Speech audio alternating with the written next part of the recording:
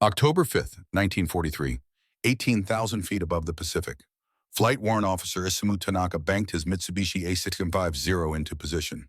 His hands moved across the controls with the confidence of 9 confirmed victories. Through the crystal-clear canopy, the morning sun painted the ocean below in shades of cobalt and silver. The air at this altitude was thin cold, clean. Below him, an American fighter climbed toward his formation. Tanaka studied the approaching silhouette, fat fuselage, bulky profile, those unmistakable stubby wings and greenhouse canopy. He knew this aircraft. He had destroyed this aircraft. Time and again. The Grumman F-4F Wildcat, the same type he had sent spiraling into the sea with his signature tactic. A thin smile crossed his face. He keyed his radio transmitter. The static crackled in his headset before his voice cut through. Another Wildcat coming up to die. I will take this one myself. His wingman acknowledged. 2 clicks. Professional. Brief. Tanaka adjusted his oxygen mask and checked his instruments. Fuel sufficient, ammunition full, engine temperature nominal. The Nakajima Sakai 12 radial. Engine 14 cylinders producing 130 horsepower, hummed with mechanical perfection. This power plant had carried him through 2 years of war, through the chaos of Coral Sea, through the hell of Guadalcanal, through 9 victories that had made him one of the most experienced pilots still flying from Wake Island. He ran the calculations instinctively. Target bearing 340 degrees, range 2.3 miles, closure rate approximately 180 miles per hour. Time to engagement 46 seconds. Plenty of time. What the 9 victory ace didn't know, what he couldn't have imagined, was that he wasn't looking at a Wildcat. The aircraft climbing toward him was something entirely new. A monster that wore the Wildcat's face but carried the heart of a killer. And in exactly 60 seconds, Isamu Tanaka would be dead. In the cockpit of that approaching fighter sat Ensign Brendan Ashford, 22 years old, second combat mission. His hands gripped the control stick of his brand-new F6F3 Hellcat with the white-knuckle intensity of a man who knew he wasn't ready for this. The Pratt & Whitney R2800 double wasp engine roared in front of him. 18 cylinders, 2 rows, 2,000 horsepower. The most powerful radial engine ever installed in a single-seat fighter. The vibration traveled through the airframe, through the stick, into his bones. Ashford's breathing came fast inside his oxygen mask. His roommate had died 3 weeks ago, shot down over Tarawa in a Wildcat, 23 years old. They had found pieces of the aircraft floating in the lagoon. Not much else. The memory made his hands shake, but his instructor's voice echoed in his mind, cutting through the fear. If a Zero tries to outclimb you, follow him up. The Hellcat will surprise him every time. Ashford didn't believe it. Not really. How could this big heavy fighter match the legendary Zero? The Japanese aircraft was supposed to be untouchable in a climb. Everyone said so. The Zero could dance. The Zero could soar. The Zero owned the vertical. But orders were orders. He pushed the throttle forward. The R2800 responded with a surge of power that pressed him back into his seat. The 3-bladed Hamilton Standard propeller, 13 feet in diameter, bit into the thin air with authority that seemed impossible at this altitude. Below him, the Zero began its move. Isamu Tanaka initiated his killing maneuver with the precision of a surgeon, the vertical climbing loop, the tactic that had destroyed so many Wildcats. So devastatingly simple. Pull the Zero into a steep vertical climb. Watch the heavier American fighter stall and fall away like a wounded bird. Roll over at the apex. Dive down on the helpless victim. End it with a 2-second burst from the 20mm cannon. It had worked 9 times before. His first victory had come at Coral Sea in May 1942. A Douglas SBD Dauntless dive bomber, slow and vulnerable after its attack run. Tanaka had climbed beneath it, pulled vertical, and fired a 3-second burst that tore the aircraft apart. The 2-man crew never had a chance. His second and third kills came during the defense of Rabaul, 2 P-39 Airacobras attempting to strafe the harbor. He had used the same tactic. Vertical climb, stall them out, roll over, kill shot. Both American pilots bailed out. One made it to shore, the other didn't. Victories 4 through 7 came over Guadalcanal. The desperate months when Japanese and American forces fought for control of a worthless island that somehow meant everything. F-4F Wildcats mostly. Good pilots, brave men, wrong aircraft. They couldn't climb with him, couldn't escape, couldn't survive. His 8th kill was a B-17 bomber that had strayed from its formation. 4 engines, 10 machine guns, heavy armor. None of it mattered when Tanaka positioned himself in the bomber's blind spot and methodically destroyed engine after engine until the Flying Fortress wasn't flying anymore. His ninth victory had come just 2 weeks ago. Another Wildcat, another American pilot who learned too late that the Zero owned the vertical, another family receiving a telegram. The mathematics were perfect. The Wildcat's Pratt& Whitney R1830 engine produced only 200 horsepower. Against the Zero's lighter airframe and superior power-to-weight ratio, there was no contest. Wildcat stalled at 12,000 feet while trying to follow. Zeros kept climbing. The law of physics, the law of war. Tanaka's tactic was based on 2 years of perfect success. He pulled back on the stick. The Zero responded instantly, nose pitching up toward vertical. The acceleration forces pushed him down into his seat. His vision narrowed slightly as blood drained from his head. He had learned to love this sensation. The moment when the aircraft became an extension of his will. When man and machine merged into a single weapon, the ocean fell away beneath him. The sky opened above. He waited for the American fighter to stall, to tumble, to fall. It didn't. The Hellcat followed him up. Ashford's world had become vertical. The ocean that had been below was now behind. The sky that had been above was now ahead. His inner ear screamed in confusion. His hands moved on instinct, keeping the nose pointed at the climbing, Zero keeping the throttle firewalled, keeping the aircraft in the narrow band between maximum climb and stall. The R2800 Double Wasp maintained full power. The two-stage, two-speed supercharger forced air into the cylinders with mechanical violence, compensating for the thinning atmosphere. Where the Wildcat would have been gasping, choking, dying, the Hellcat breathed deep and climbed. 12,000 feet. Ashford stayed with him. 13,000 feet. Still there. 14,000 feet. The Hellcat's rate of climb was 2,600 feet per minute at sea level. But above 14,000 feet, something remarkable happened. The supercharger's second stage kicked in with a surge of power. The American fighter didn't just match the Zero's performance, it exceeded it. 15,000 feet. Ashford could see the Zero clearly now. Less than 300 yards. The distinctive profile, the red circles on the wings catching the morning light, the exhaust stacks trailing wisps of smoke. Beautiful aircraft. Deadly aircraft. His aircraft.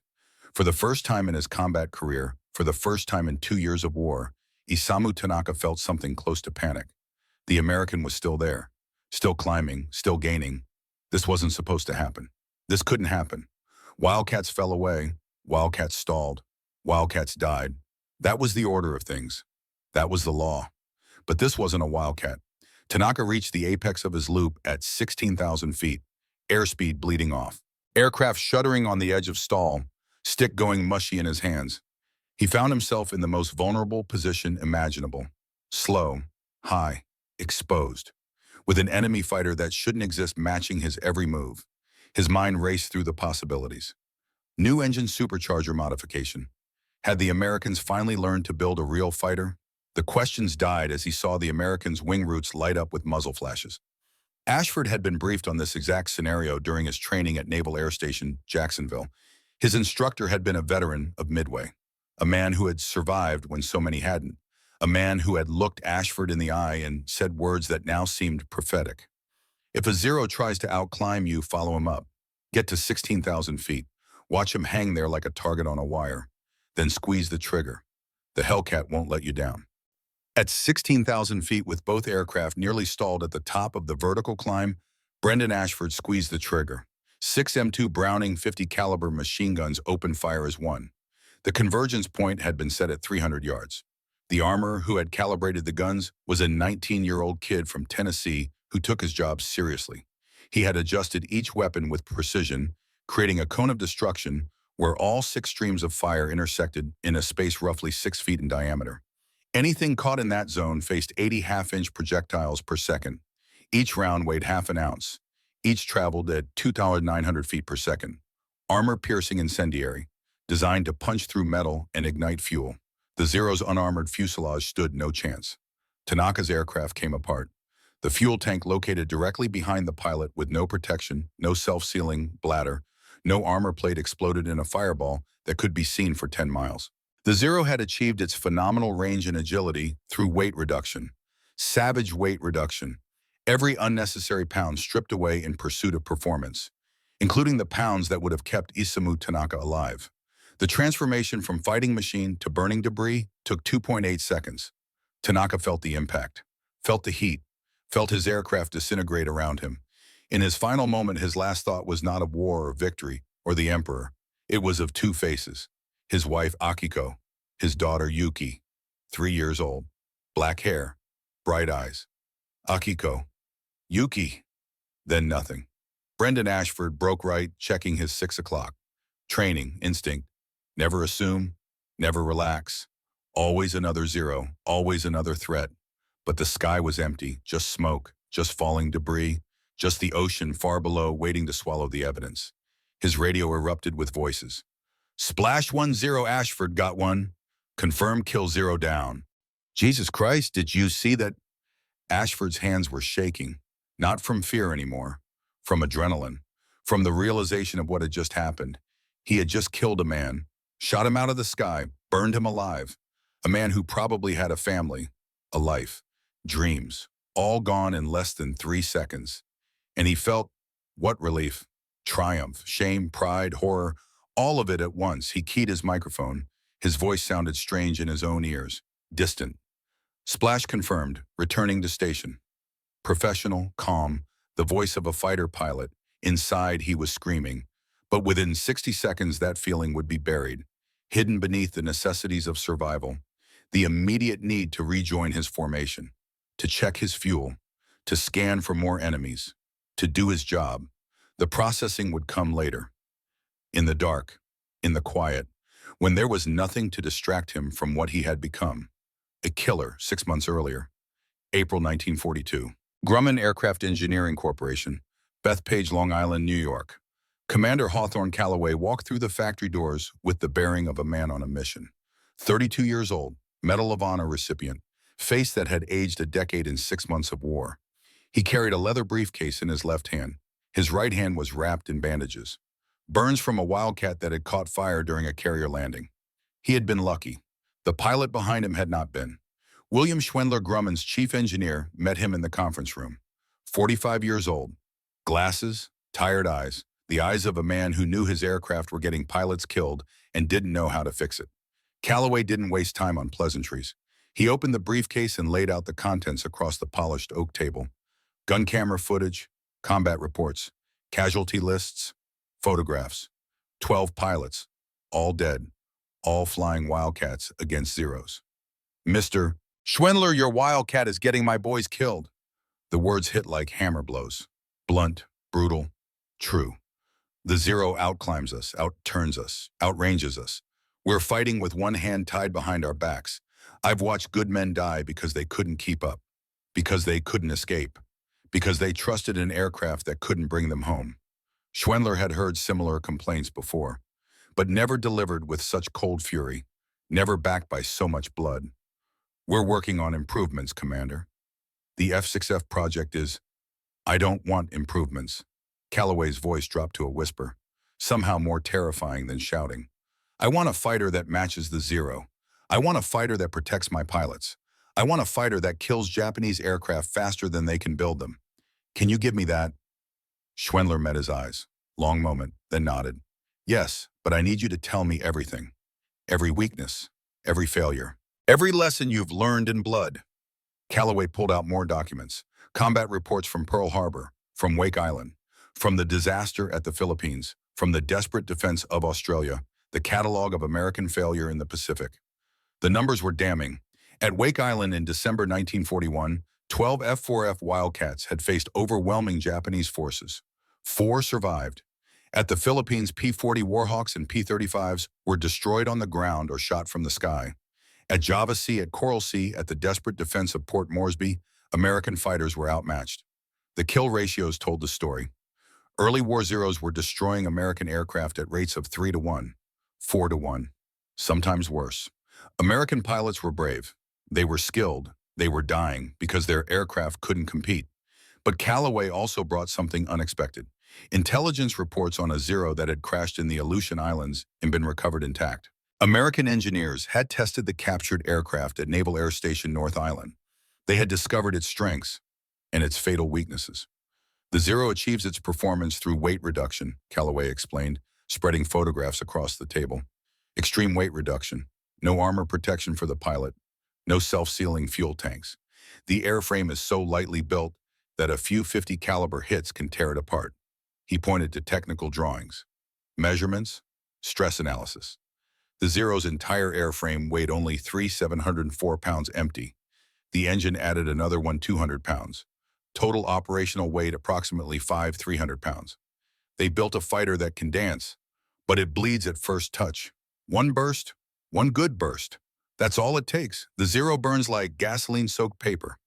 Schwendler studied the reports, his mind already working through the implications, through the possibilities. So we don't try to outturn it. No. We don't try to match its range. No. We match its climb, add overwhelming firepower, add armor, accept the weight penalty. Callaway leaned forward. Build me a fighter that brings pilots home alive.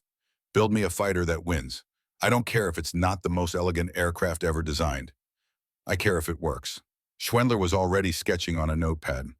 Rough lines, quick calculations, the seed of something new. The XF6F1 prototype is nearly complete, powered by a Wright R2600 Cyclone, 700 horsepower. Good aircraft, but if we're going for climb rate and survivability, he did math in his head. Weight, power, performance. We need more power. The Pratt & Whitney R2800. Same engine they're putting into the Corsair and the P47, 2,000 horsepower. We lose some efficiency, we gain everything else. How long? To modify the second prototype 6 weeks, maybe 8. You have 4. Schwendler looked up sharply, but he saw Callaway's face. Saw the urgency, saw the desperation, saw the weight of dead pilots haunting every word. We'll have it ready in 4. They did. The work consumed Grumman's engineering staff. 18-hour days, 7-day weeks. The R2800 engine was larger than the R2600, heavier, required different mounting systems, different cooling arrangements, different everything. Bob Hall, the project engineer, practically lived at the factory. His team redesigned the engine mount, strengthened the forward fuselage, recalculated weight and balance, modified the cowling, adjusted the center of gravity. The changes rippled through the entire airframe. New engine meant new propeller. New propeller meant different torque characteristics. Different torque meant adjusted control surfaces. Each modification created 3 more problems that needed solving, but they solved them. The XF6F3, powered by the Pratt & Whitney R2800 Double Wasp, first flew on July 30th, 1942. Just 34 days after the original XF6F1, an almost impossible timeline, achieved through 18-hour workdays and the knowledge that every delayed week meant more Wildcat pilots dying. Test pilot Selden Converse brought the aircraft back after that first flight with an assessment that would echo through naval aviation history. Gentlemen, this airplane is perfect. Not good, not promising, not adequate, perfect. Grumman engineer Bob Hall, who had worked himself to exhaustion getting the prototype ready later, reflected on that extraordinary moment. It may have been the only fighter that was completely right from the start. Most aircraft need months of testing, years of modifications, endless refinements. The Hellcat. We rolled out the first one and it was right. Almost didn't need a prototype phase. Just start building them. The R2800 Double Wasp was an engineering masterpiece that perfectly matched the Hellcat's mission requirements. 18 cylinders arranged in 2 rows. Each cylinder displaced 155.4 cubic inches. Total displacement, 804 cubic inches. Nearly 46 liters, air-cooled radial configuration that could absorb tremendous battle damage without catastrophic failure. Enemy bullets could punch through cooling fins, crack cylinder heads, even destroy entire cylinders. The engine kept running, kept producing power, kept bringing pilots home. The 2-stage 2-speed supercharger maintained power at altitude. The first stage compressed incoming air. The second stage compressed it further. At sea level, the engine produced 2,000 horsepower. At 17,000 feet, with both supercharger stages engaged, it still produced 1,600 horsepower. The Wildcat's R1830 engine was producing less than 800 horsepower at that altitude. The difference was life and death. Maximum output 2,000 horsepower at 2,700 RPM, rising to 2,200 horsepower with water injection in later F6, F5 variants. Enough power to haul 15 pounds of fighter into vertical climbs that defied belief. The engine weighed 260 pounds, more than twice the Zero's power plant, but it delivered more than twice the power with 3 times the reliability. But raw power was only part of the equation. The Hellcat's design incorporated features specifically intended to keep pilots alive. Lessons learned from thousands of combat reports, from hundreds of pilot testimonies, from the bitter experience of watching good men die in aircraft that couldn't protect them. The cockpit sat behind 212 pounds of armor plate, 3/8-inch steel plate behind the pilot's seat, strong enough to stop 20-millimeter cannon shells at typical combat ranges. Half-inch bulletproof glass windscreen, armor deflection plates around the oil tank and oil cooler, additional armor protecting the ammunition bays from sympathetic detonation. A 250-gallon self-sealing fuel tank in the fuselage that could take multiple hits and not ignite, not leak, not turn the aircraft into a flying bomb. The self-sealing bladder was made of vulcanized rubber with layers that swelled when exposed to fuel, automatically sealing bullet holes. Japanese pilots would put 20 or 30 rounds into a Hellcat's fuel tank and watch in frustration as the American fighter flew away. Leaking fuel, yes, but not burning, not exploding, still flying. The armament was overwhelming. 6 M2 Browning 50 caliber machine guns, 3 mounted in each wing, 400 rounds per gun, total ammunition load 2 to 400 rounds. 600 pounds of ammunition carrying out enough kinetic energy to destroy any aircraft in the Japanese inventory.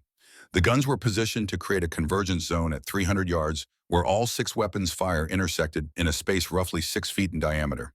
The ballistics were calculated precisely. Each gun fired at a rate of 800 rounds per minute. 6 guns combined, 4 to 800 rounds per minute, 80 rounds per second.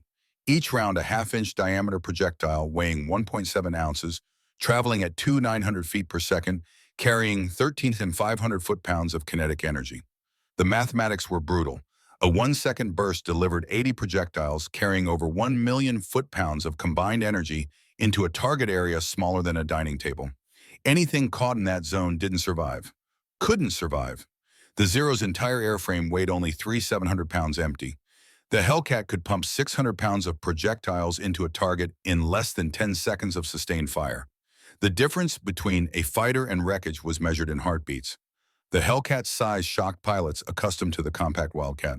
Empty weight, 238 pounds. Loaded weight, 598 pounds. Maximum takeoff weight with external stores, 415 pounds. Nearly 3 times the weight of a Zero. The wing area measured 334 square feet. Wingspan 42 feet 10 inches. Length 33 feet 7 inches. Height 13 feet 1 inch. It looked like a fighter that had been built by men who believed in overkill. Because they did. Performance specifications told the story. Maximum speed 380 miles per hour at 23,000 feet. Service ceiling 37,300 feet. Combat range 9 to 45 miles with external fuel tanks. Rate of climb 2,600 feet per minute at sea level, increasing with altitude and as the supercharger became more effective. The numbers didn't lie, but they also didn't capture what the aircraft meant, what it represented. The Hellcat was industrial revenge. American engineers had studied Japanese excellence and built something to destroy it. They had taken the Zero's greatest strength and matched it. Then they had added everything the Zero couldn't have: protection, firepower, durability, the ability to absorb punishment and keep fighting. The Zero was a samurai sword, beautiful, deadly, fragile.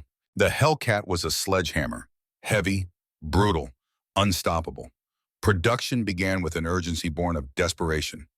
Grumman built an entirely new facility, Plant Number 3, Bethpage, Long Island. The building covered over 1 million square feet. The structural steel for the building came partially from scrapping New York's 2nd Avenue elevated railway. Urban infrastructure transformed into weapons of war, the American way. Production began even before the building was completed. Workers assembled aircraft while construction crews built walls around them. The sound of riveting mixed with the sound of hammering, Hellcats taking shape while the factory itself took shape. The scene was surreal. Organized chaos. But it worked. The workforce grew rapidly. By late 1943, over 20,000 workers labored in Plant Number 3. Many had never worked in aircraft manufacturing before Pearl Harbor. Farmers, store clerks, housewives, teachers, all retrained, all contributing, all part of the war machine. Women made up a significant portion of the workforce. Rosie the Riveter wasn't just a propaganda poster. She was thousands of real women taking jobs left vacant by men gone to fight, building the weapons their husbands and sons and brothers would fly. The irony wasn't lost on anyone. Women building tools of death while praying for peace. The first production F-6F-3 flew on October 3, 1942, serial number 04775. It was assigned to VF-9 for operational testing. Then production accelerated with American industrial ferocity. 12 aircraft in the last quarter of 1942, 128 in the first quarter of 1943, 130 in April 1943 alone, 200 in May, 250 in June. By peak production in March 1945, Grumman would complete one Hellcat every 62 minutes. Around the clock, day and night, an assembly line that never stopped feeding the war machine. The production numbers were staggering. By war's end, Grumman would manufacture 12 275 Hellcats in just over 2 years. Approximately 17 aircraft per day at peak production. More fighters than Japan could produce in 6 months. The industrial disparity was crushing. Quality control was rigorous. Every aircraft was tested, every system checked, every rivet inspected. The rejection rate was less than 1%. Grumman's reputation for quality wasn't just marketing, it was gospel. They built 12 275 Hellcats in just over 2 years, an industrial achievement that matched the aircraft's combat prowess. Fighting Squadron 9 received the first operational Hellcats in January 1943. Ensign Brendan Ashford stood on the flight deck of USS Essex and stared at his assigned aircraft. Bureau number 08815, fresh from the factory. Smelling of paint and hydraulic fluid and new rubber. The number 13 painted on the fuselage in white. Unlucky number. He didn't care. The Hellcat dwarfed the Wildcats parked nearby. Made them look like toys. Children's aircraft. He walked around it slowly, taking in the details. The massive cowling housing the R-2800, the broad wings heavy with firepower, the sturdy landing gear that looked like it could handle anything. His hand touched the wing root. Cool metal, solid, real. She's a beast, isn't she? Ashford turned. Commander Sterling Wade, VF-9's commanding officer. Veteran of Coral Sea and Midway, 26 years old, already ancient in carrier pilot years. He had 7 confirmed kills, 3 probable. 2 aircraft shot out from under him. Both times he survived. Both times he climbed back into another fighter and went back up. Yes, sir. Does she fly as good as she looks? Wade smiled, tired smile, but genuine. Better. Wildcat was a fighter that fought with guts and determination. This, he patted the Hellcat's fuselage with something close to affection. This is a fighter that fights with physics and firepower. The Zero won't know what hit it. Have you flown her yet, sir? Yesterday. Took her up to 30,000 feet. Climbs like an express elevator. Dives like a brick with wings. Turns like a Mack truck. But here's the thing, Ashford. You don't need to turn with a Zero. You climb above it, you dive on it, you shoot it, you climb away. The Zero can't follow you up, can't catch you in a dive, can't hurt you if it hits you. Wade's expression grew serious. Your roommate, Thompson, good kid. He died because the Wildcat couldn't bring him home. Took 3 20mm rounds in the fuel tank. Burned before he could bail out. We found his life raft, empty. This aircraft, Wade pointed at the Hellcat, those 20mm rounds would have hit the self-sealing tank, would have punched through, would have sealed automatically. Thompson would have landed safely, would be drinking coffee with us right now. He paused. This aircraft will bring you home. Trust it. Fly it like they taught you. Don't try to dogfight. Don't try to be fancy. Just use the altitude. Use the speed. Use those 650s. And Ashford, when you get your first kill, don't apologize for it. Don't feel guilty. The man you kill is trying to kill you. He'd burn your aircraft and laugh while doing it. This is war. We didn't start it, but by God, we're going to finish it. Yes, sir. Wade walked away, leaving Ashford alone with his new fighter. Ashford climbed into the cockpit, settled into the seat. The armor plate behind him felt reassuring, substantial, like sitting in a bank vault instead of an airplane. The instrument panel was familiar from training. Throttle quadrant on the left, mixture control, propeller pitch, supercharger selector, landing gear handle, flap lever, gun sight directly in front, guarded trigger on the stick. He sat there for a long time, hands on the controls, eyes closed, trying to imagine what combat would feel like, trying to prepare himself for the moment when training became reality. When the target in his gun sight wasn't a sleeve towed by another aircraft. When the bullets going out were answered by bullets coming in. He couldn't imagine it. No one could. Not until it happened. The first familiarization flight came 3 days later. January 18th, 1943. Clear skies, calm seas, perfect conditions for learning a new aircraft. Ashford strapped into bureau number 08A5 with a checklist in his lap and nervousness in his chest. The plane captain, a kid from Iowa, barely 19 years old, helped him with the shoulder harness, showed him the emergency canopy release, pointed out the CO2 bottle for the pneumatic system. "She's a good bird, sir." Maintenance crew went over her 3 times. "Everything's perfect." "Thank you." "Bring her back safe, sir. We'll be waiting." The startup procedure was complex. Master switch on, fuel selector to main tank, mixture rich, propeller full forward, throttle cracked and open 1 inch, primer pump 3 strokes, magnetos on. Starter engage. The R2800 coughed, sputtered, caught. 18 cylinders firing in sequence created a sound like controlled thunder. The entire aircraft shook. Smoke poured from the exhaust stacks. The smell of burning oil and high-octane fuel filled the air. Ashford let the engine warm up. Watch the oil temperature climb. Watch the oil pressure stabilize. Check the magnetos. Both firing. Check the propeller. Cycled through all positions. Everything green. He taxied to the catapult. The deck crew positioned him, hooked up the bridle, gave him the tension signal. Ashford ran through the takeoff checklist. Flaps up. Tail wheel locked. Canopy closed. Mixture rich. Propeller full forward. Throttle to full power. The R2800 roared. The aircraft strained against the holdback. The catapult officer checked everything. Gave the launch signal. The catapult fired 0 to 90 miles per hour in 2.3 seconds. The acceleration was violent, brutal. Ashford's head snapped back against the headrest. His vision grayed. Then he was airborne. Flying, the ocean dropping away beneath him. The carrier shrinking behind him. He was alive. He was flying. He was in control of the most powerful fighter aircraft in the world. The feeling was indescribable.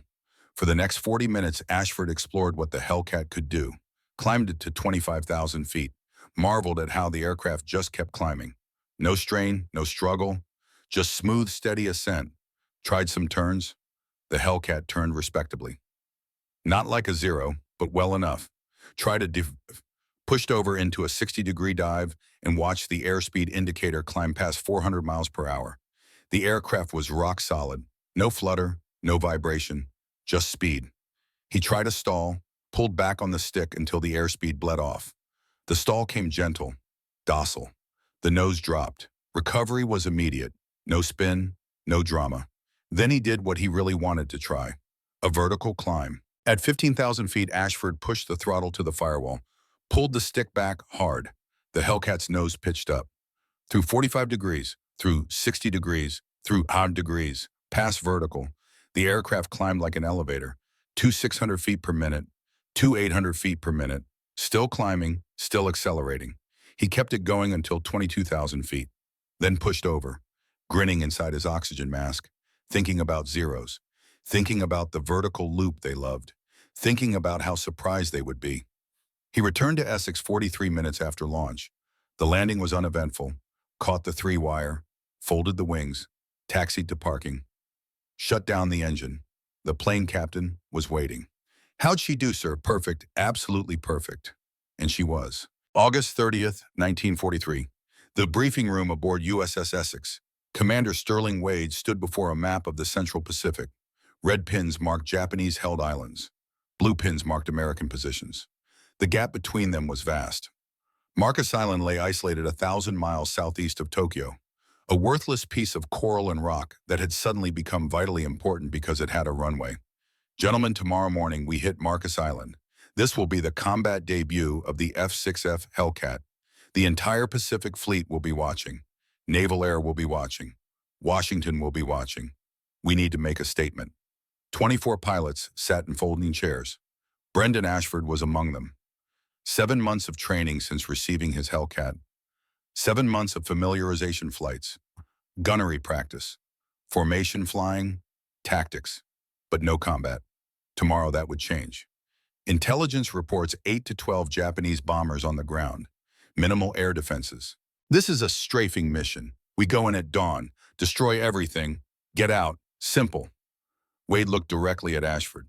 "Ashford, you'll fly wing on me. Stay tight, follow my lead. Don't try to be a hero, just do your job." "Yes, sir." The briefing continued. Weather, fuel calculations, communications protocols, emergency procedures, everything pilots needed to know to survive. Ashford took notes, asked no questions, tried to ignore the knot in his stomach. After the briefing, he returned to his stateroom, couldn't sleep, lay in his bunk staring at the ceiling, thinking about Thompson, his roommate, his friend, dead over Tarawa, 23 years old. Body never recovered, just a telegram to his parents. We regret to inform you. Ashford didn't want his parents receiving that telegram. He wanted to survive tomorrow, wanted to do his job, wanted to come home. The Hellcat would make that possible. He had to believe that, had to trust the aircraft, had to trust his training, had to trust himself. August 31st, 1943, so for 15 hours. The flight deck was chaos, ordered caisson, aircraft being positioned, engines starting, deck crew running between airplanes with practiced precision, the catapult crew preparing for launch, the arresting gear crew standing by for recovery. Ashford sat in bureau number 0815. Strapped in, checklist complete, engine running smooth, all gauges green, ready. His hands weren't shaking. That surprised him. He thought they would be, thought he would be terrified. Instead, he felt calm, focused, ready. Commander Wade launched first. Catapult shot him into the darkness. 1 second on deck, next second airborne, gone. Ashford was next. The deck crew positioned him, hooked up the bridle, gave the tension signal. Ashford ran through his final checks. Everything perfect. He saluted the catapult officer, braced himself. The catapult fired. The acceleration drove him back into his seat. Gray vision, crushing weight, then release. Airborne, flying, the carrier falling away behind him, the darkness all around, nothing but engine sound and instrument glow and the sense of speed. He formed up on Wade, found his position off the commander's right wing, held it. Other Hellcats joined. 16 aircraft, all new, all untested in combat, all carrying pilots who wanted to prove the Hellcat was everything promised. They flew toward Marcus Island at 8,000 feet. The sun rose behind them, painted the ocean gold and orange and red. Beautiful morning, perfect conditions for killing. At 05:45 hours, Marcus Island appeared on the horizon, small, insignificant, but it had a runway. It had aircraft. It had to be destroyed. This is Wade. Start your attack runs. Stay tight. Watch for ground fire. Good hunting. The Hellcats dove toward the island. Ashford followed Wade down. Airspeed building, 250 knots, 280 knots, 310 knots. The island growing larger. The runway becoming visible. Aircraft parked along the taxiway.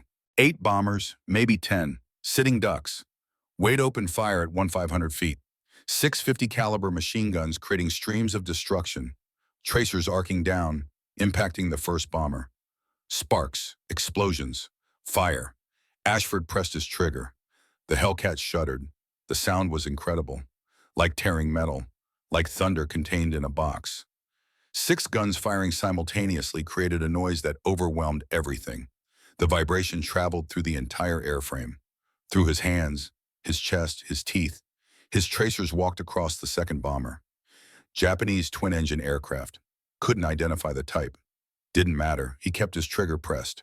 Watched his rounds tear through the fuselage, through the wings, through the engines. The bomber exploded. Not caught fire, not burned. Exploded. Disintegrated in a fireball that rose 200 feet. Pieces spinning through the air. Metal rain falling across the runway.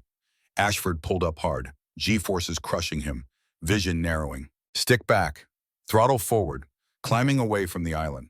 Away from the ground fire starting to reach up. Away from the danger, he rejoined Wade at 5,000 feet. Checked his 6. Clear. Checked his instruments.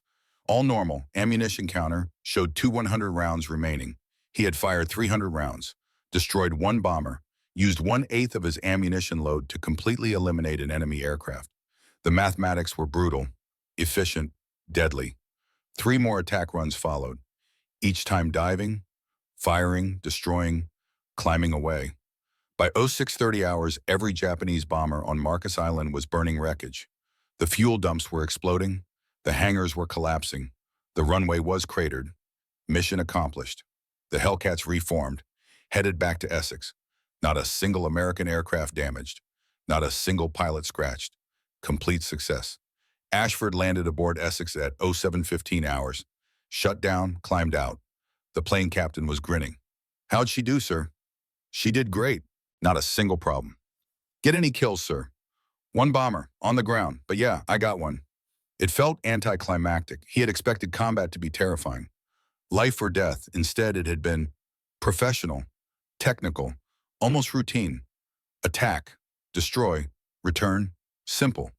But that had been against targets on the ground, against aircraft that couldn't fight back. Real combat would be different. Real combat was coming. October 4th, 1943, evening briefing aboard USS Essex. The carrier was part of Task Force 14. 6 carriers, hundreds of aircraft, steaming toward Wake Island. Intelligence reported heavy Japanese fighter presence, maybe 50 Zeros based there. This wouldn't be a strafing mission. This would be air-to-air combat, the real test. Commander Wade stood before his pilots, 24 Hellcat pilots, all experienced now, all veterans of Marcus Island and a dozen other strikes, but none had fought Zeros yet. That was about to change. "Gentlemen, tomorrow we hit Wake Island. Expect heavy opposition, 50+ Zeros. They'll try to engage us over the island. Our job is to destroy them." Wade pointed to a tactical diagram. "Remember your training. Never turn with a Zero. Use your altitude advantage. Use your speed. Use your firepower. Boom and zoom. Dive, shoot, climb. Don't try to dogfight. Don't try to outturn them. You can't. They're lighter, more maneuverable. But we're faster. We're more powerful. We're better armed. We're better protected." He paused. "If a Zero tries to climb away from you, follow him up. This is important. The Zero used to own the vertical, not anymore. The Hellcat can match them. Above 14,000 feet, we can beat them. So when they try their signature move, the vertical climbing loop, follow them up. Watch them stall out, then kill them." Ashford took notes, memorized every word. This was the encounter he had been training for. The moment when theory became reality. "Launches at 0800 hours. We'll have 91 Hellcats in the air. The Japanese won't know what hit them." Questions. No one spoke. "Get some rest. Tomorrow we make history." That night, Ashford wrote a letter home, just in case, told his parents he loved them, told them not to worry, told them he was flying the best fighter in the world, told them he would be fine. He hoped it was true. October 5th, 1943, 0730 hours. Brendan Ashford sat in bureau number 0885, engine running, all systems green, ready for launch. His hands were steady, his breathing controlled, his mind focused. Today, he would fight Zeros. Today, he would find out if the Hellcat was everything promised. Today, he would discover if he could kill a man in fair combat. The catapult shot him into the morning air. He formed up on his element leader. Lieutenant Marcus Bennett, 6 victories in Wildcats before transitioning to Hellcats. Good pilot. Steady, reliable. 91 Hellcats climbed toward Wake Island. The formation stretched for miles.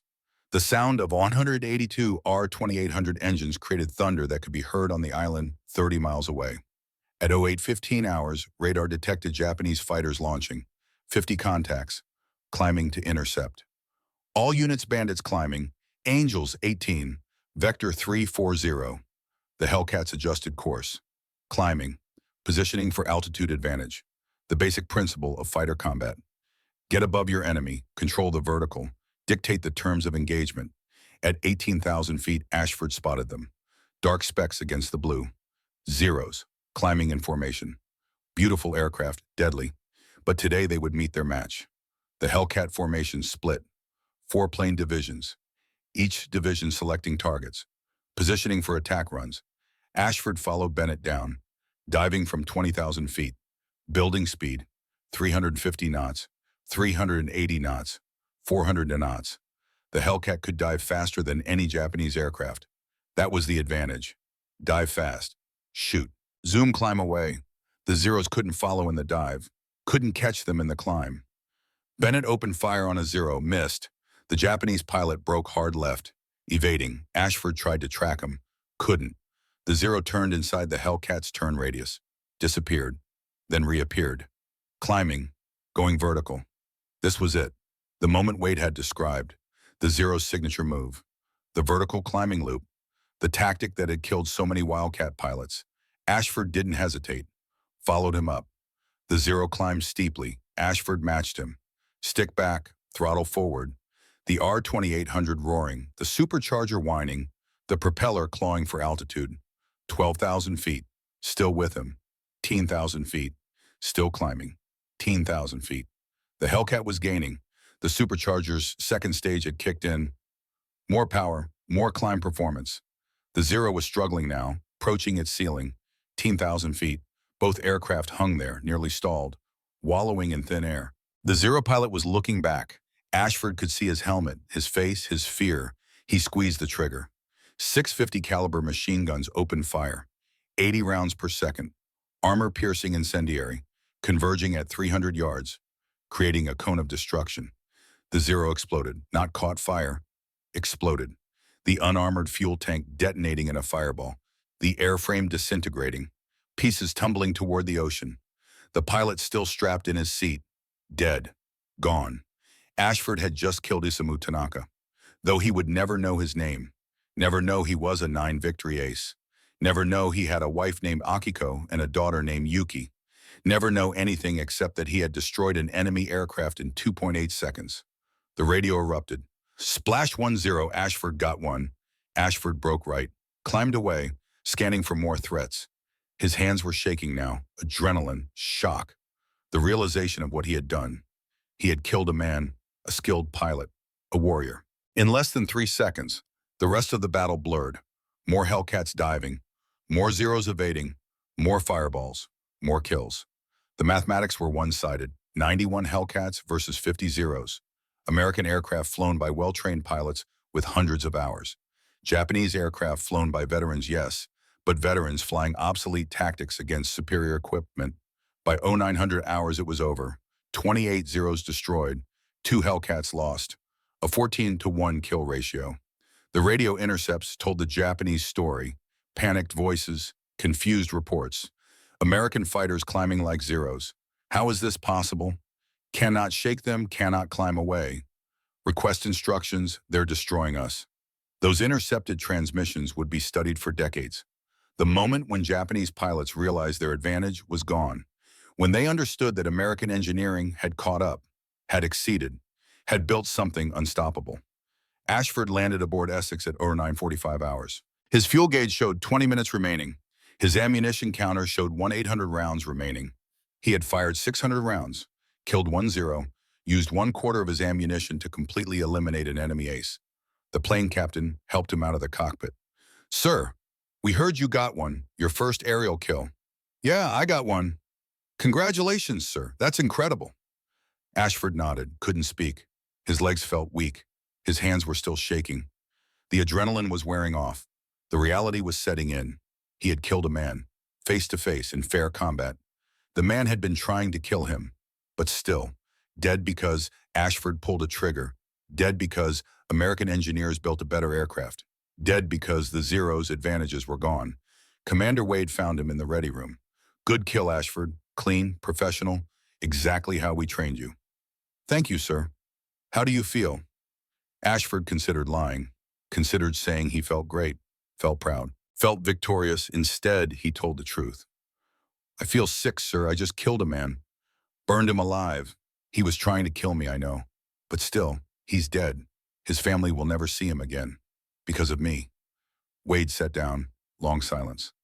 "That feeling is normal. Means you're human. Means you understand what you did. Some pilots don't feel it. They're the ones I worry about. But Ashford, that feeling has to stay in this room. When you climb back into that cockpit, you have to be cold, professional, efficient, because the next Zero pilot won't hesitate, won't feel guilty, won't care about your family. He'll just try to kill you." "Yes, sir. You did your job today. You survived. You killed an enemy who was trying to kill you. That's war. That's all war is. Don't apologize for it. Don't feel guilty about it. Just do your job and come home." Wade stood, walked away, left Ashford alone with his thoughts. That night, Ashford dreamed about the Zero pilot, saw his face through the canopy, saw the moment of realization, the moment when he understood he was going to die, saw the fireball, saw the debris falling. He woke up sweating, couldn't go back to sleep, just lay there thinking about a man whose name he would never know. A man who died because Ashford followed him up, because the Hellcat could do what the Wildcat couldn't, because the war had changed. The reports reaching Tokyo were grim.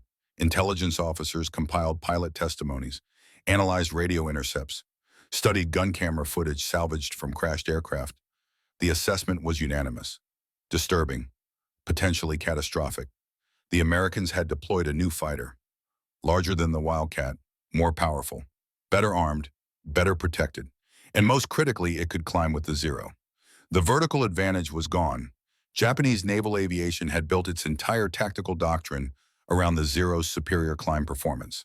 When American fighters attacked, Zeros climbed away, pulled vertical, let the Americans stall and fall, then dove on them and destroyed them. That tactic no longer worked. At Wake Island on October 5th, Zeros had tried to climb away from American fighters. The American fighters followed them up, matched their climb rate, exceeded it above 14,000 feet, then destroyed them at the apex of the climb when Japanese pilots were most vulnerable. The reports included estimates of the new American fighters' performance: maximum speed approximately 380 miles per hour, service ceiling approximately 37,000 feet, rate of climb equal to or exceeding the A6M at altitudes above 14,000 feet. Armament: 6 heavy machine guns believed to be 12.7 millimeter caliber. Ammunition load sufficient for extended combat. Most disturbing, armor protection that made the aircraft nearly impossible to destroy with 7.7 millimeter or even 20 millimeter weapons. Multiple Zeros had pumped dozens of rounds into American fighters only to watch them fly away. Damaged, leaking, but flying. The Zero could not sustain damage. 3 or 4 50 caliber rounds in the right place and the Zero burned. The entire tactical exchange was asymmetric. Japanese pilots had to achieve perfect hits to kill Americans. American pilots just had to hit anywhere. The psychological impact was immediate. Japanese pilot morale began to crack.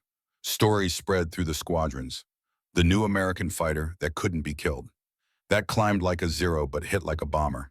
That brought pilots home no matter how many hits it took. They called it different names: the Gray Ghost, the Demon, the Unstoppable One. Its official designation was F-6F Hellcat, and it was just getting started. November 11, 1943, Rabaul Task Force 38 launched the largest carrier strike yet against the Japanese stronghold. Rabaul was the key to Japanese control of the Solomons. A massive base, hundreds of aircraft, thousands of troops, fortifications. The Americans needed it neutralized. 97 Hellcats escorted the strike. They expected heavy opposition. They got it. Over 100 Japanese fighters rose to meet them. Zeros mostly. Some Oscars, a few Tonys, everything the Japanese could put in the air. The battle lasted 3 hours. Multiple engagements, swirling dogfights, individual combats scattered across 100 square miles. The sky filled with aircraft, tracers, explosions, falling debris. Brendan Ashford shot down 2 Zeros that day, his second and third kills. Both vertical engagements. Both times following Japanese pilots up. Both times watching them die when they couldn't believe an American fighter had matched their climb. 1 Zero pilot bailed out.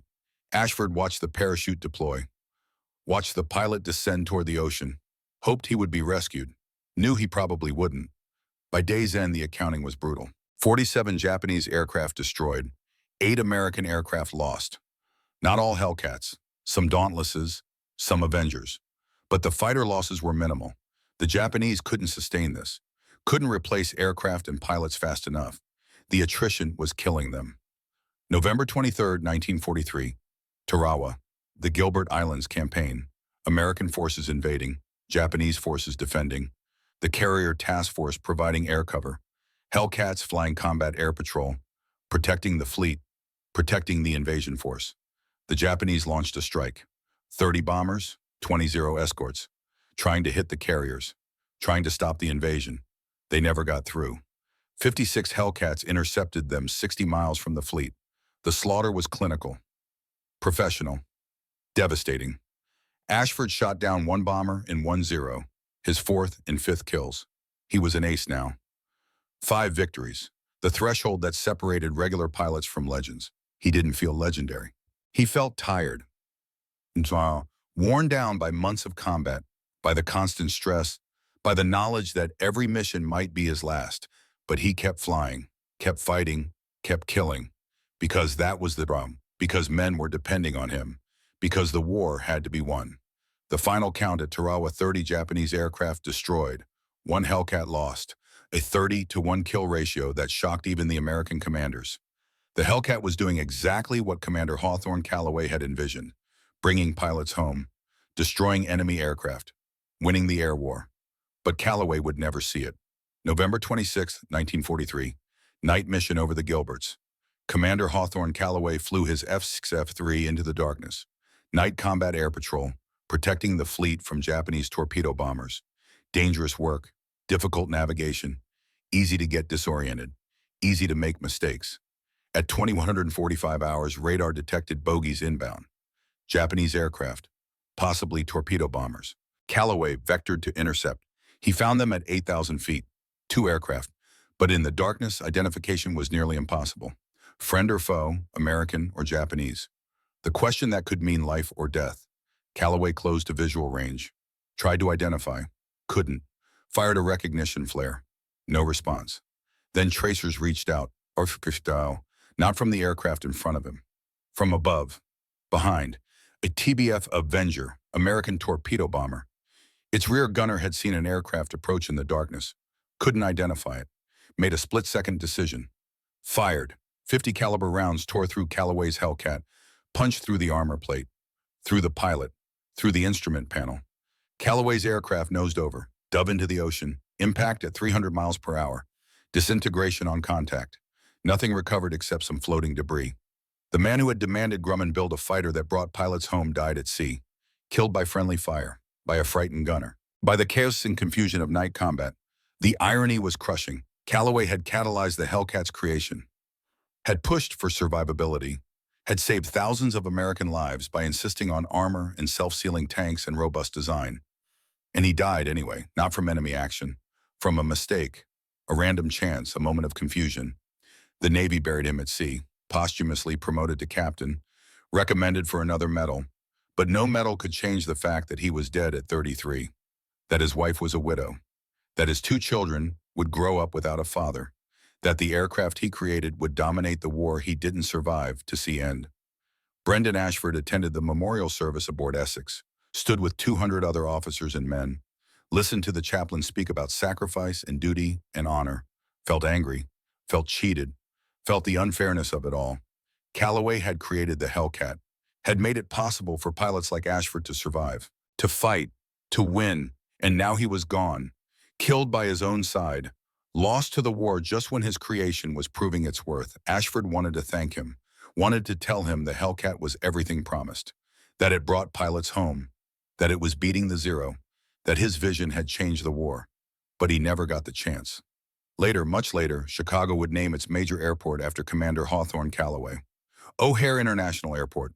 Millions of passengers passing through every year, most never knowing the name's origin, never knowing the man who died trying to bring pilots home. His legacy lived in an airport few connected to him, and in a fighter that dominated a war he didn't survive to see end. December 1943 through May 1944. The buildup. The Hellcat proved itself again and again. Strikes against Truk, against the Marianas, against Palau. Everywhere American carriers went, Hellcats flew. Everywhere Hellcats flew, Japanese aircraft died. The kill ratios remained obscene, 10-to-1, 15-to-1, 20-to-1. The Japanese couldn't compete, couldn't adapt, couldn't build a counter. They tried. Rushed the A6M5 into production. Slightly more powerful engine, slightly better dive speed.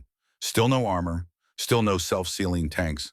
Still fundamentally the same aircraft that had dominated in 1942 but was obsolete by 1944. They developed the J2M Raiden, the N1K Scheiden, new fighters with more power, more speed, more firepower. But by the time these aircraft reached frontline squadrons in meaningful numbers, it was too late. American numerical superiority was overwhelming. American pilot training was superior. American tactics were refined. The infrastructure of defeat was already in place. Japanese pilot training collapsed under the pressure. Before the war, Japanese naval aviators trained for 2 years, received over 600 hours of flight time before their first combat mission. By 1944, training time had been cut to 6 months, less than 100 hours total flight time. Pilots were being rushed through inadequate training and sent to fight American pilots who had 400-plus hours. The disparity was catastrophic. Brendan Ashford flew his 50th combat mission in April 1944. A strike against Truk, 7 months after his first kill, 7 months of constant combat.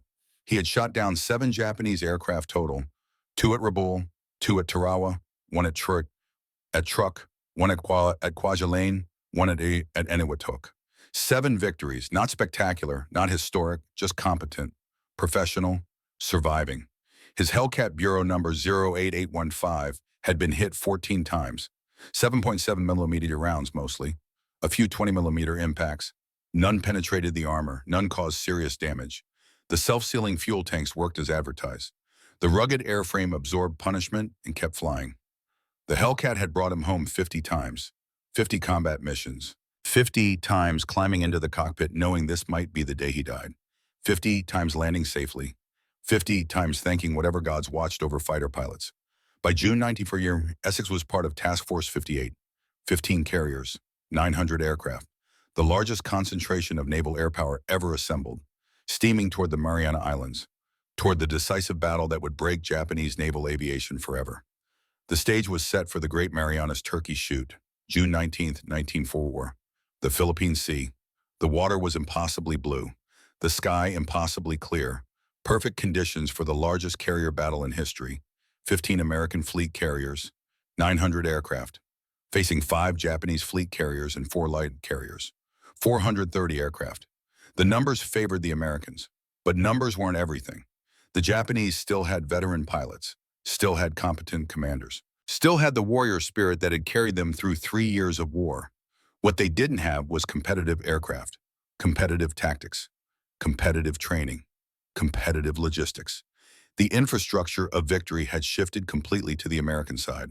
At 1,000 hours, radar aboard USS Lexington detected the first Japanese strike inbound. 69 aircraft in the first wave, range 150 miles and closing. Commander Charles Brewer, fighter director officer aboard Lexington, studied the radar plot and made his call. Vector all Hellcats to intercept, bearing 265, Angels 20, distance 55 miles. 220 F-6F Hellcats launched or were already airborne. They climbed to 20,000 feet, positioned themselves between the Japanese formation and the American fleet, then waited. Lieutenant Garrett Brennan led his division of 4 Hellcats, already 12 victories, 29 years old, calm, professional, deadly. He had transitioned from Wildcats to Hellcats in January 1943, had flown both types in combat, knew exactly how much better the Hellcat was, how much safer, how much more capable.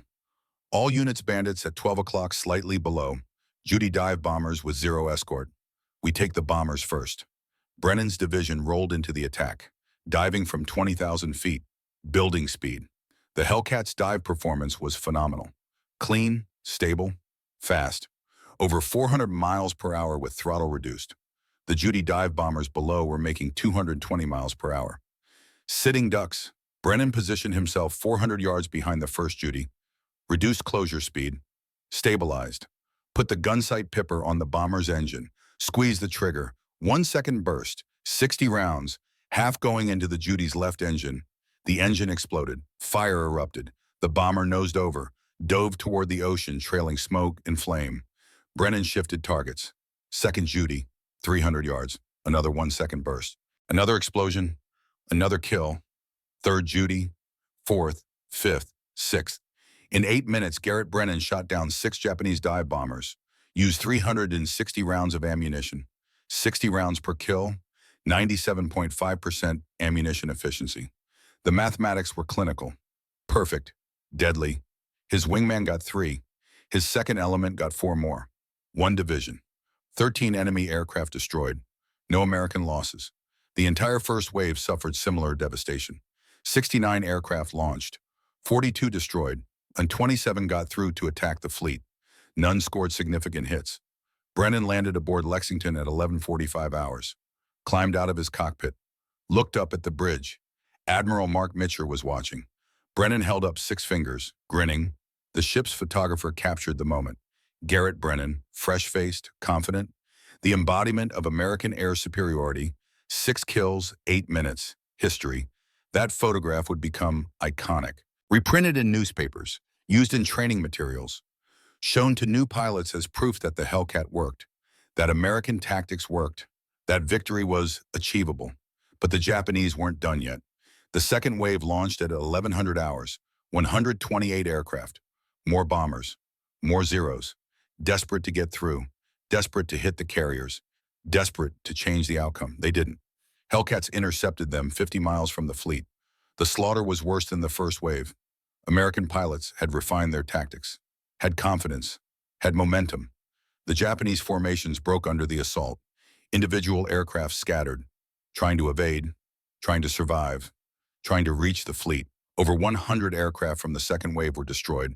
Fewer than 20 got through. Again, no significant hits. Brendan Ashford flew in the second wave interception. He shot down 2 zeros, his 8th and 9th kills. Both engagements were vertical. Both times following Japanese pilots up. Both times watching them die at the apex of their climb when they discovered the Hellcat could still match them. 1-0 pilot bailed out. Ashford watched him descend. 19 years old maybe, couldn't have been much older. Kid, just a kid sent to die by old men in Tokyo who didn't care about his life. Ashford felt sick, kept flying, kept fighting, because that was the job. The third and fourth waves suffered similar fates. Total Japanese aircraft losses for the day, 315 destroyed out of 430 that participated. 73% loss rate. Unsustainable. Catastrophic. The end of Japanese carrier aviation as an effective fighting force. American losses 29 aircraft total, fewer than 20 in air-to-air combat. The rest to anti-aircraft fire or operational accidents. The kill ratio 19-1. 19 Japanese aircraft destroyed for every American aircraft lost in air combat. The number would stand as the highest kill ratio ever achieved in a major air battle. Never matched, never exceeded the high watermark of air superiority. Navy pilots immediately nicknamed the battle the Great Marianas Turkey Shoot. One pilot's comment captured the one-sided nature perfectly. Hell, it was just like an old-time turkey shoot back home. They just kept coming. We just kept shooting them down. The Japanese pilots who survived reported back in shock. Broken, traumatized. Their combat reports made for grim reading. The American fighters came in formations we could not break. They climbed with us. They dove away when we tried to turn with them. Their guns, when they fired, destroyed our aircraft instantly. We had no answer, no tactic that worked. We could only die. Another pilot wrote simply, "The Americans have built what we cannot match. The war is lost." He was right. The Battle of the Philippine Sea continued the next day. American carriers launched strikes against the Japanese fleet, found them retreating, sank 3 carriers. Zuikaku, the last survivor of Pearl Harbor, the carrier that had somehow made it through Coral Sea midway Santa Cruz. Her luck ran out at 14:20 hours on June 20th. 7 bombs, 4 torpedoes. She capsized and sank, taking 842 men with her. Zuiho, Chitos, also sunk. The Japanese carrier force was effectively destroyed. What remained were empty hulls with no aircraft, no pilots, no capability. Japanese naval aviation had been broken, shattered, eliminated as a strategic threat. The Hellcat had made it possible. Summer and fall of 19 the endgame. F-6F Hellcats roamed the Pacific at will. They escorted B-29 bombers to Japan. They supported amphibious landings from the Marianas to the Philippines. They destroyed Japanese air power on the ground and in the air. By October 1944, Japanese naval aviation had been reduced to a shadow. The elite carrier pilots who had attacked Pearl Harbor were dead. The replacements were undertrained teenagers flying obsolete aircraft against superior enemies. The final humiliation came during the Battle of Leyte Gulf. October 23-26, 1944. Japanese carriers stripped of most of their aircraft served as decoys to lure American carriers away from the landing beaches. The plan was desperate, suicidal, but it was all they had left. Hellcats from Task Force 38 found them off Cape Engano. 4 carriers, minimal air defense, sitting ducks. The strikes went in, dive bombers, torpedo bombers, Hellcats strafing. The Japanese carriers didn't stand a chance. By day's end, all 4 were sinking or sunk. The few aircraft they carried were swept from the sky. Lieutenant Garrett Brennan flew in those strikes, added 3 more kills to his total. 19 victories now, second highest scoring Hellcat pilot in the Navy, behind only Commander Declan Thorne with 34. Brendan Ashford also flew at Leyte Gulf, shot down 1 more zero, his 10th kill, double ace, still alive, still flying Bureau number 08815, the same Hellcat he had received in January 1943, the same aircraft that had brought him home through 22 months of war. The aircraft had taken hits. 63 bullet impacts, mostly 7.7 millimeters, a few 20 millimeter. None had penetrated the critical areas.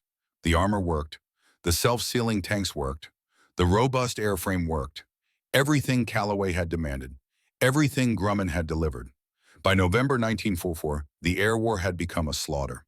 Japanese aircraft still appeared, still attacked, but in smaller numbers, with less skill, using tactics that no longer worked. The kill ratios climbed higher, 30 to 1, 40 to 1, on some days worse.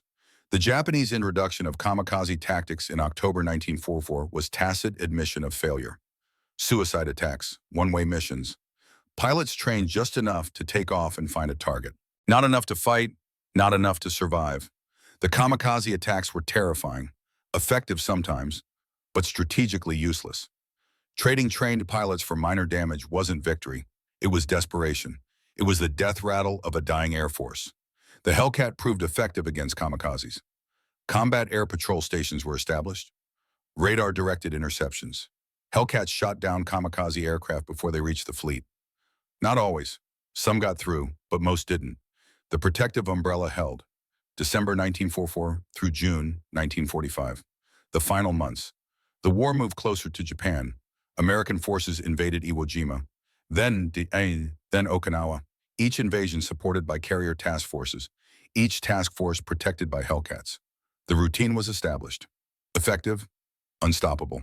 Brendan Ashford flew his 73rd and final combat mission on June 15, 1945. A strike against Osaka. His Hellcat took 3 hits from anti-aircraft fire. One shell punched through his left wing. Another shattered his portside landing light. A third struck the armor plate behind his seat. That third shell would have killed him, would have gone through his spine, would have made him another casualty, another name on a list, another telegram to his parents.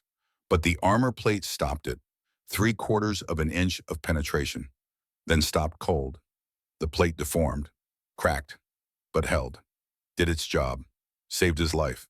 Ashford landed aboard Essex with 12 minutes of fuel remaining, climbed out, touched the armor plate, felt the deformed metal, thought about Commander Callaway, the man who had demanded this armor, who had insisted on survivability, who had saved Ashford's life from beyond the grave.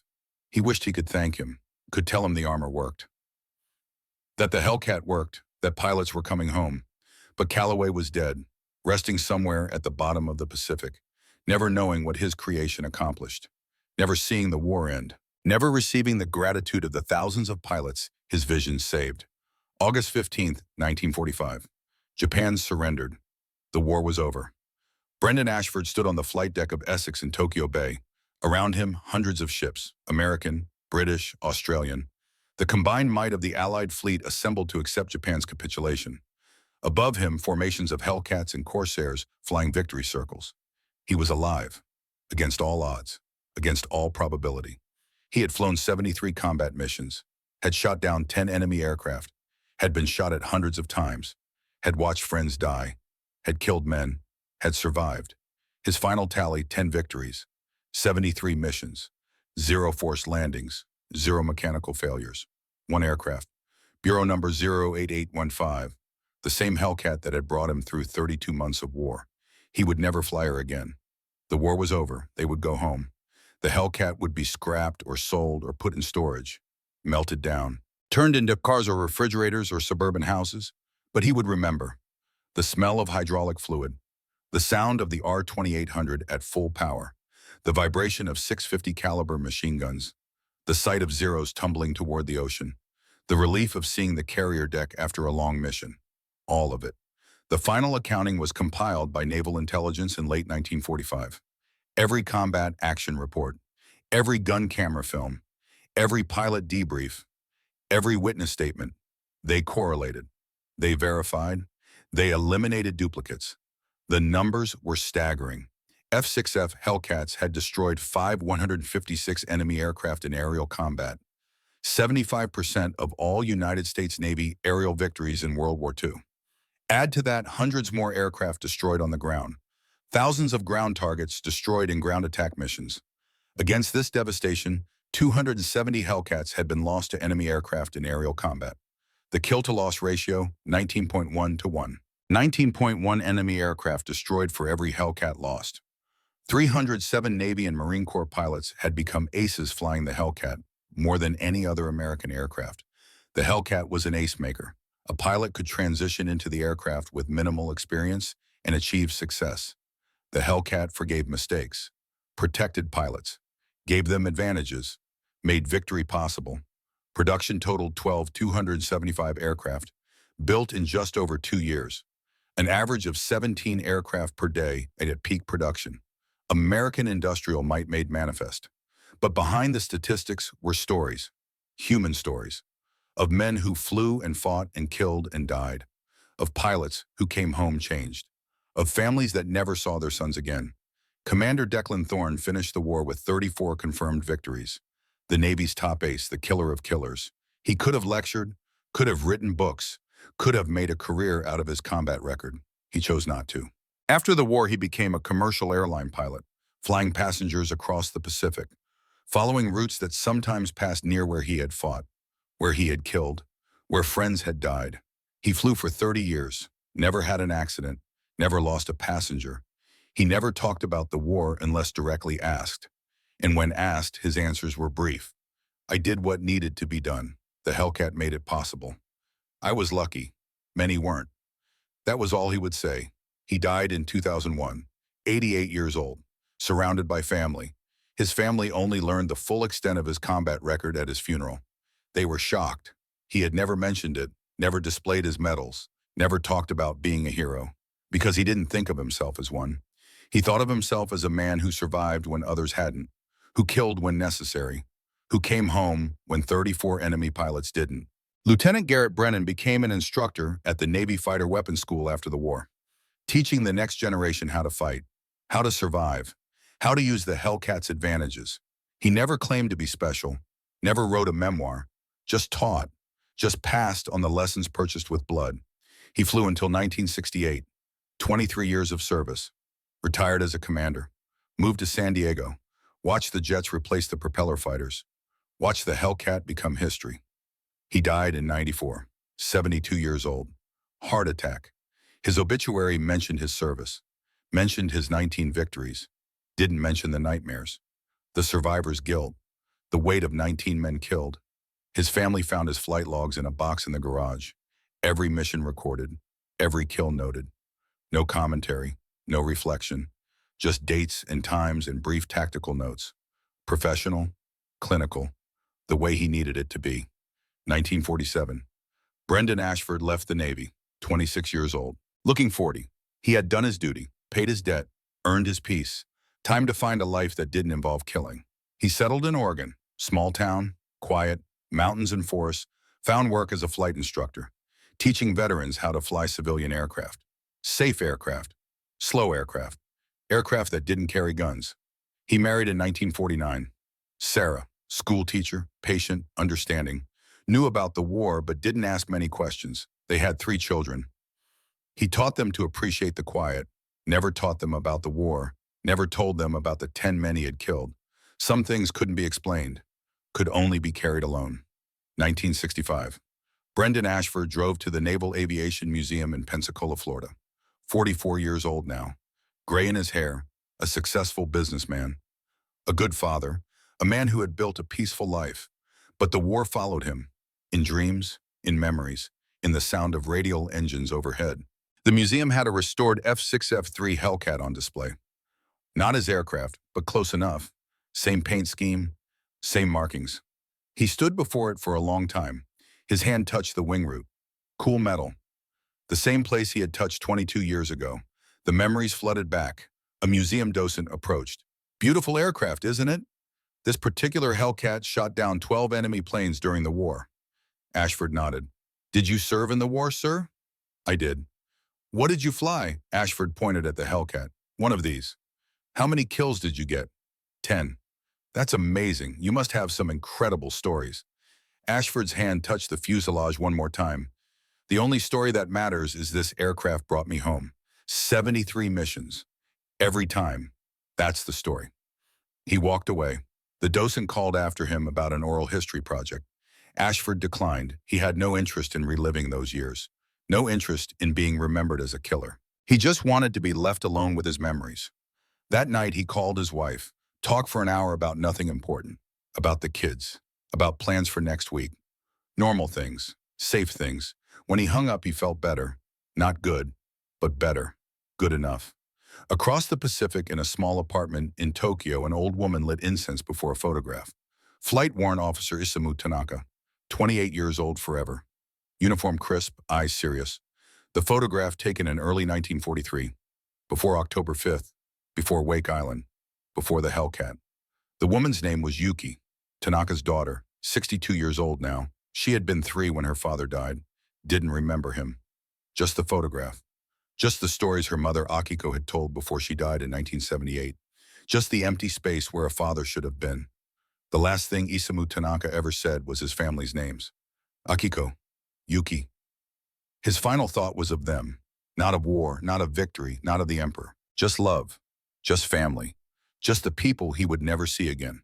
Yuki visited Yasukuni's shrine twice a year, spring and fall, honored her father's memory, prayed for his soul, tried to understand a war she was too young to remember, tried to comprehend why so many had died.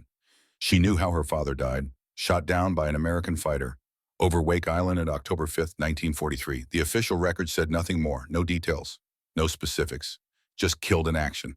She didn't know he had been a 9-victory ace, didn't know he was skilled, didn't know he had perfected a vertical climbing tactic, didn't know he had died because he encountered an aircraft that could match him, an aircraft he didn't know existed.